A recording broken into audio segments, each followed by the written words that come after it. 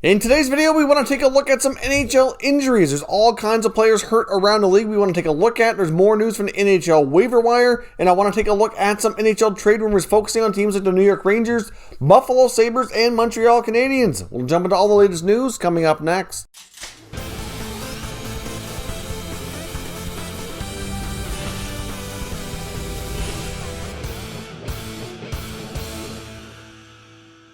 So welcome back to another video here at Top Shelf Hockey. Now, as I mentioned, we have a variety of news to talk about tonight. I want to start with the news from the NHL waiver wire. We don't have any new players on waivers today, but we did have Detroit Red Wings veteran forward Frans Nielsen on waivers from yesterday, and we did confirm earlier today that he has indeed cleared. No big shocker given the contract he carries, but he has cleared. So the Red Wings can assign him to the taxi squad to give themselves some more roster flexibility. As we've discussed before, there's a lot of veterans going through waivers recently to give teams that option, especially guys that are either playing lower in the lineup or struggling a bit. And obviously teams don't have a ton of cap space right now, so it's certainly pretty low risk. But there certainly have been some players that are interesting, to say the least, going through waivers, and I'm sure we'll see much more of that in the coming weeks. Now, as I mentioned as well, we have a variety of NHL injuries I want to take a look at. Just some quick updates here. For example, this evening, the Toronto Maple Leafs are going to be without veteran Joe Thornton. He's out again for the second time this year. Jake Muzzin's going to be out for a while. He's got a broken bone in his face after getting a puck to the face the other night. So I'm not sure how long he's going to be out, because theoretically with his injury, he can return before he's fully healed because he can wear a full face shield. So I'm not sure exactly how long he'll be out, but he is going to be out for a little while. And Zach Hyman is also injured for the Leafs. And then we also just found out before game time that Freddie Anderson is not going to play tonight. He's considered, I believe, day-to-day with some kind of a small injury here as well. So the Leafs are certainly banged up and certainly going to be facing a little bit of adversity, but clearly they're playing very well and have one of the better records around the NHL. So they should be able to sustain this, given what they still have available to them. But certainly we'll see how things look a little bit different without these guys in the lineup. Edmonton Oilers are going to be without defenseman Slater Cuckoo possibly for the rest of the season. The other night in the Battle of Alberta, he ended up getting a broken collarbone. We knew when he left the ice, he left in a lot of discomfort and went right down the tunnel. I was watching that game at the time when he got hurt. So obviously that's a pretty bad break for him. He did reveal the injury through an Instagram post after. He had a picture of the x-rays at Battle of Alberta 1, collarbone 0. So clearly that's not a fun injury. Certainly not easy to deal with, but he's going to be out for an extended time. That's going to give more of an opportunity for a guy like Caleb Jones here for sure as well, which will be good for him, not so good for Slater Cuckoo. Sabres defenseman Jake McCabe's likely done for the year as well. He ended up with an awkward play going into the boards last night. You could tell it was some kind of a leg or a knee injury, and I did see confirmation from the Sabres just a short time ago that it's a combination of ACL, MCL, and his meniscus in his knee. So that's a complicated injury. He's going to be out for some time. Some even wonder if that could have been his last game as a Buffalo Sabre, because there is a possibility that he may not return next year. So McCabe definitely going to be out for an extended time. I would say that the odds of him making it back this year are probably slim, given the how bad that injury is. I mean, that's a lot of things going on with that knee that's going to need some time to heal up. And where it's a shortened season and it's not looking good for the Sabres to make the playoffs, I would say he's done for the year. Columbus Blue Jackets goalie Elvis Merzlikins is going to be out for a little while as well. He's listed as day-to-day. Chicago Blackhawks center iceman Dylan Strome is also going to be out for at least a little bit. We found out that he's in concussion protocol. Apparently he had a hit a few days ago, but the symptoms came on a little bit late. There wasn't something that he felt right away, but after a couple of days after the game, started getting some symptoms and got checked out and is going through the protocols to make sure things are looked after. So he probably won't be out too long, but when it comes to those kind of injuries, they're really tough to predict, of course. The Boston Bruins' left side of their blue line is still pretty banged up. They lost Jeremy Lauzon in the Lake Tahoe game. Of course, Matt Grzelcyk's already been out for a while as well, and we've seen Kevin Miller going in and out as well. So there's certainly an area to watch. I mean, as we talked about before, it wouldn't be surprising if the Bruins do try to make a move to add some more depth to the left side of their blue line here before the NHL trade deadline, and these injuries just very well might force their hand to do something a little bit sooner than they might have thought. And when it comes to the Rangers, of course, unfortunately, Kaapo Kakko is in COVID protocol. And of course, if you saw the video earlier or heard the news, they're going to be without Artemi Panarin for a while, not due to injury, but due to a leave of absence, which is obviously related to the news that broke earlier today regarding some allegations that came out of Russia. I did post a video discussing that entirely, so if you haven't already seen it, I'll link it up here in the YouTube cards. You can go check that out. But Panarin will be away from the Rangers for an indefinite period of time. Hard to say how long that's going to be, really. And on a more positive note, the Anaheim Ducks have finally called up Trevor Zegras, who's been absolutely tearing it up in the American Hockey League in his first year pro. Obviously, the Ducks decided to start him out in the AHL rather than give him the NHL opportunity right away, and he's more than earned this opportunity. He's one of the league's top players so far, and he will be making his NHL debut tonight, so that's certainly going to be another player to watch. I mean, obviously, it's a little later in the year to be, kind of in consideration for the Calder Trophy considerations, but I know going into the season, he's a guy I really thought would make the NHL roster out of camp and have a real shot to contend for the Calder, because to me, he's one of the best up-and-coming prospects around the league. So I'll be curious to see how he makes out. And Buffalo Sabres are making Jeff Skinner a healthy scratch this evening. Clearly, that contract is not aging very well. After a 40-goal season in his first year in Buffalo, of course, they signed him to that mega 8-year deal,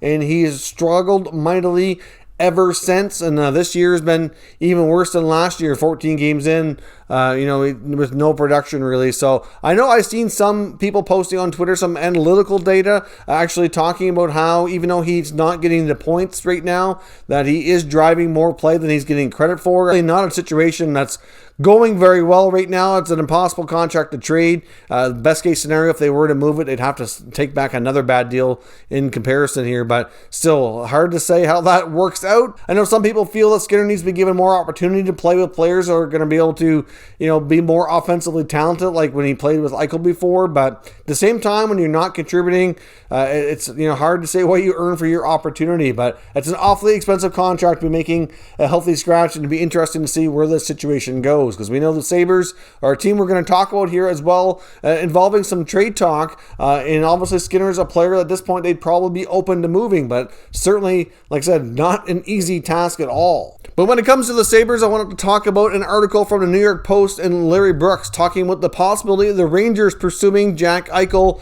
should the Sabres decide to go down the road of trading the very talented superstar. Now, of course, as we know, I'm not saying here that Eichel is going to be traded for sure. Like I said, I've made it clear on numerous occasions on the record here in my videos that I only think they'll trade Eichel if he demands a trade and wants out of Buffalo. And unfortunately, due to the lack of success in another subpar year, I do think we're getting possibly closer to that happening. But clearly this article goes on to talk about the fact that the Rangers should pursue him if the opportunity becomes a reality because of the not so good play and the decline we've seen out of Mika Zibanejad this year. Obviously, Zibanejad was a bona fide number one center, put up a really solid campaign last year, and has come back this year and just really hasn't been able to produce in the same way. Now, of course, prior to the season, though, he did miss some time in camp. I believe he did battle having COVID as well, but certainly has had some lingering, long-lasting effects on players, and I can't help but wonder if maybe he might be having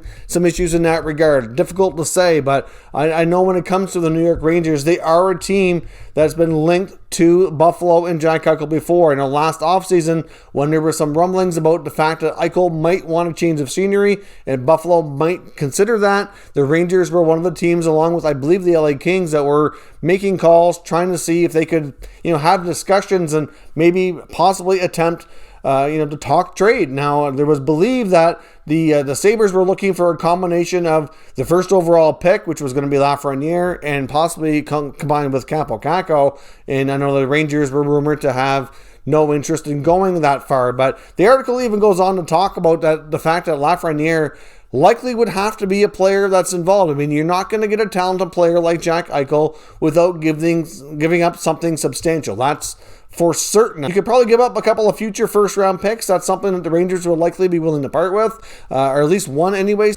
depending on what else is included. But if you look at it strictly from a cap perspective, I mean, the Rangers are going to have a fair bit of money going out to fit that contract in here as well. You'd have to think a player like Lafreniere would have to be included from the talent perspective, but maybe a guy like Ryan Strome, possibly even, the contract like a Tony DeAngelo. I mean, obviously I know DeAngelo might not be a player the Sabres want right now, but I'm just thinking from a money standpoint, like we're looking at, a big time contract. The Rangers would have to clear out a decent amount of money. Now, of course, it's possible that a deal like this likely wouldn't even be discussed, if at all, until the offseason, and by that point, Tony DeAngelo very well likely won't be a New York Ranger. I think DeAngelo, if he's not traded, will eventually be a buyout candidate for the offseason, given the fact he's an RFA and he'll only have to pay 1/3 of his salary over twice the remaining time. It'll be a cheap buyout process for the Rangers to proceed with here if they can't find somebody to take the contract off their hands without retaining very much of the salary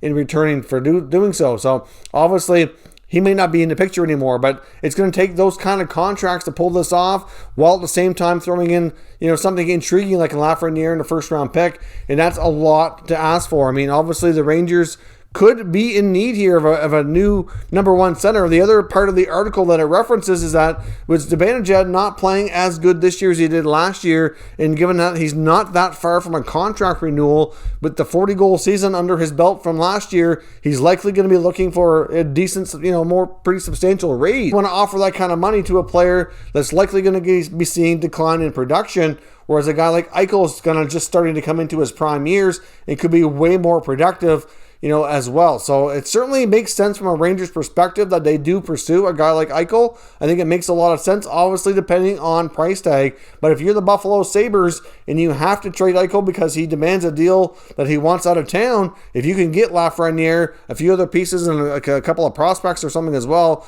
that's probably one of the better trade options you're going to be offered. I think the Rangers are probably best situated to make that kind of trade should something like that come up. So let me know your thoughts down in the comments. If Jack Eichel wanted to trade out of Buffalo, do you think the Rangers should really make a push here to make the acquisition for him to be their new number one center, where it's a position he can hold for a long time? But would you be willing to give up a guy like Lafreniere to make that happen? Now, I also want to touch on the Montreal Canadiens. There's an article from TVA Sports talking about the fact that they feel the Habs should push to acquire a guy like Eric Staal. Of course, Eric Staal, another Buffalo Sabre that was acquired in the offseason, and another piece that was expected to help them take another step forward to being a playoff contender, which has not worked out. Now, of course, Eric Staal doesn't have a lot of time left on his contract, so pretty low risk from that standpoint for Montreal to make an acquisition. But if you take a look at the fact that they're not getting very much production out of a guy like Phillip Danault, who is a pending unrestricted free agent,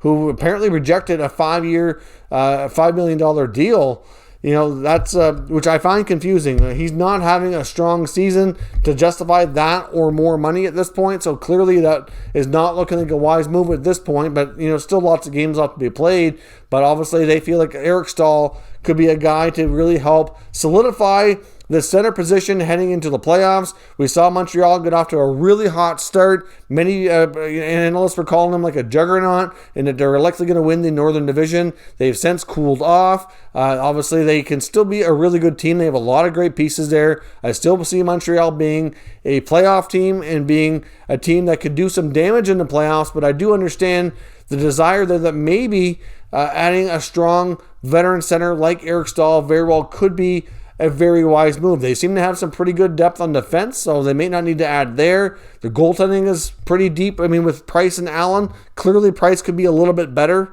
this year. That would go a long ways as well. His play's been okay, but it hasn't been fantastic. Like, he could certainly stand to improve his game a bit. And if you look at the forward group, they're getting a lot of scoring from the wing. I mean, Anderson and Toffoli, their free agent signings, have fit in extremely well, which is great. I mean, you get Brendan Gallagher, who you can usually count on during the offseason as well. But then you guys like Danault and Tatar have been somewhat inconsistent. Suzuki's been getting their top minutes as the top forward, top center. Kotkaniemi, I think, has played well recently as well. But it could use another guy to help take some of the pressure off the younger guys like Suzuki and Kotkaniemi as well. And adding a guy like Eric Staal ahead of the deadline could very well be a good acquisition for Montreal, depending on what the asking price is. I can't imagine that they'd have to give up a whole lot to make that deal. So let me know what you think. Should the Montreal Canadiens be looking to add another veteran center to their group of forwards here ahead of the playoffs? Clearly, they have lots of wingers, lots of defense, decent goaltending. That's probably the one area that I would probably look to add to before the playoffs get underway, where they're going to have to face some tough competition, whether it be teams like Edmonton or Toronto in that tough Northern Division, where there's some pretty strong depth down the middle. Let me know your thoughts down below, and we'll talk about it further in the comment section. If you're new to the channel, consider subscribing and turning on your notifications so you don't miss any future content, and give this video a thumbs up if you enjoyed it. I'd appreciate it if you did. As always, thank you for watching, and I'll catch you next time.